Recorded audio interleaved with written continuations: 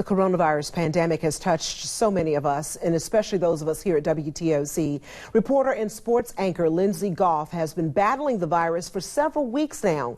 New tonight, she's in the hospital, and since her diagnosis, Lindsay has been sharing her experience on social media.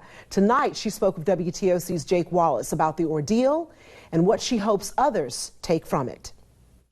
I'm calling this my tree of life. It's just my IV. Lindsay Goff has gotten very familiar with this hospital room over the past week. It's not the usual setting for her. From Tybee Island in Brunswick in Beaufort, Lindsay Goff, WTOC News. The WTOC sports anchor and reporter tested positive for coronavirus on June 30th, shortly after her 27th birthday. I felt really sick, like probably the sickest I'd ever been for about a week.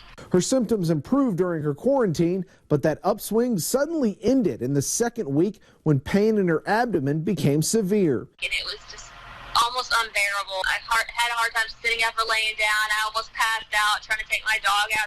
She went to the emergency room. Doctors believe she had appendicitis. My surgeon told me that basically COVID was kind of like a lightning strike to my abdomen. Goff says she was told they normally wouldn't operate on a COVID-positive patient because of the risk. But with her, they had no choice. I'm going to call my mom and tell her that they're taking me back for emergency surgery in an hour, and I can't have anybody here because I am COVID positive. Yeah, it's been really scary. Goff had her appendix and part of her colon removed late last Thursday night. She's been recovering in the hospital ever since. She hasn't been able to eat anything since the surgery and had a tube in her throat for several days. Because she's still COVID positive, Lindsay can't have any visitors. Me and my bed, that's all I've got. Besides the short visits she gets from the nurses and doctors throughout the day, she's been alone.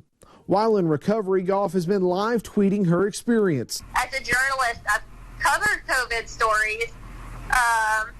So in the spirit of transparency, let me kind of quote-unquote cover my own story. Those tweets have now gained national attention, something Lindsay hopes helps her message land. What is it you hope people take from this? You've got to take this seriously because you don't know. Oh, it only affects older people, or oh, it's like the flu. It's not. Even if you don't think the mask helps or it's uncomfortable, it's a lot better than all of this, I promise. Her doctors have told her she may not have had appendicitis after all. It may have just been an impact from COVID. Despite that, Lindsay feels like she's starting to turn a corner. She tested positive for coronavirus a week ago and is awaiting another test, one she hopes this time will be negative. I can't wait to go outside and be in my own bed. While she hopes others learn from her experience, Lindsay says she's picked up some lessons about herself as well. I can take a lot more than I thought I could. I'm definitely not taking my health for granted. In Savannah, Jake Wallace, WTOC News. You know, we all miss Lindsay here. We've been praying with her and also communicating with her on social media. And she'd like to hear from all of you on her WTOC page. Drop her a line. We hope that you're better and back with us soon, Lindsay.